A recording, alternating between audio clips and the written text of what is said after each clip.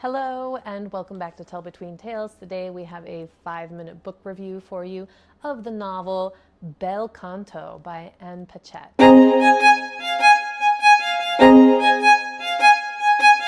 Bel Canto is a book that we read for my book club, and this is a book that is really less about plot and more about a character study in a very specific situation. So the whole plot in a nutshell is a group of very important people get kidnapped by a freedom fighter group in an unnamed South American country, and they're in the vice president's mansion. That's it. That is the whole plot of the book. And so this book, interestingly enough, is actually based off of a real event. So this book is based off of the 1996 to 1997 Japanese embassy crisis hostage situation in Lima, Peru. And it is an extended hostage situation that lasts months at a time. And so this book is really diving into like a micro world of what happens to these people that are in this situation and the relationships that get warped and the reality that gets warped in this type of a situation, and how at the very beginning everything is very much us versus them, but as time goes on they kind of like create their own little reality bubble on the inside of what's going on, and things start to change and people start to rationalize things differently, and they start to view their world differently, even though they logically know that what they're thinking and what they're desiring would never work outside of the hostage situation that they are in. As one of the most famous opera singers in the world at the time of this novel, I mean, she's an invented character, but she was one of the most famous opera singers in this world of the book. She is also one of the hostages, and that creates a lot of musical themes. So if you are a fan of opera or a fan of musical themes, you will definitely enjoy that part of the book. You get to see how music changes people, how people are brought together over music and bonds are formed, and how people can adore the performers and the relationships between performer and the listener or the audience.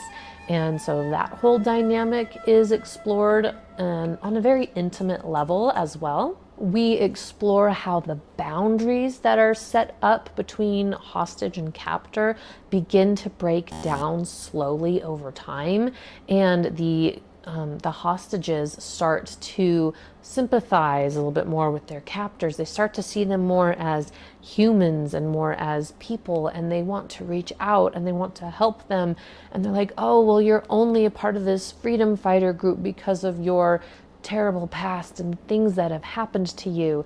And so I want to help you, and I want, when we get out of here, this is what we're going to do, and you're going to come live with me. And the captors, a lot of them start to get all of these delusions of what they're going to do with these people, like with the people who are holding them hostage after the hostage situation is over. This book really delves into Stockholm Syndrome, and what I liked about it is that it doesn't just focus on the Stockholm Syndrome of the captors falling in love with their the hostages and falling in love with their captor. Now that is explored in this novel, and how that happens and how reality is warped to allow that to happen. But we also get Stockholm Syndrome relationships on a very friendship level, and on the level of, oh, I want to like adopt this person and have them come live with me as my son. And so you get several different categories and several different layers of love. throughout between the captors and the hostages, and you also get relationships that form between the captors themselves that wouldn't form otherwise in other situations or outside of this situation.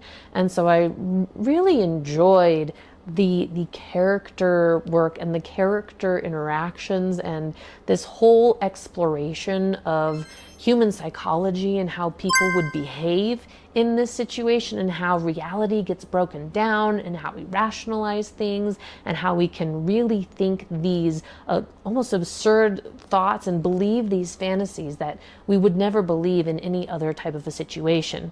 Now, a lot of the people in my book club book didn't care for the book, and I think that's because it's not plot driven. There's, like I said, there's very little plot in this book, but if you are a character reader and you are looking for like a deep study about a very specific situation and you're just wanting to get nitty gritty into how all of these people are interacting and how that changes, and I think then that this could be a very great book for your book club. Let me know if you've picked it up or if you have a book club that has read it and what you guys think.